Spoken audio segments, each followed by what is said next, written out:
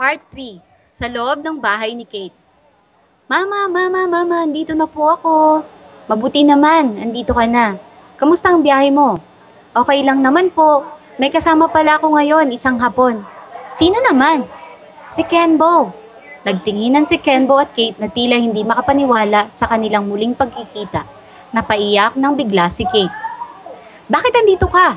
Anong ginagawa mo dito? Matagal na panahon ulit bago tayo muling nagkita. Hindi pa rin kita nakalimutan. Sira ulo ka talaga, ayoko na sa'yo. Indot, mamatay ka na. Huwag kang magalit sa akin. Sobrang sama akong tao. Pero palagi kitang iniisip. Walang araw na hindi kita iniisip. Kayo ng anak natin. Hindi pa rin matigil sa kaiyak si Kate. Hoy, Kate! Si Omi ang anak ko sa'yo. Sagutin mo ko. Hindi.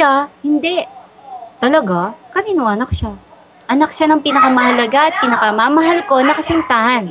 Ganun ba? Sino at anong pangalan niya? Kenbo ang pangalan niya.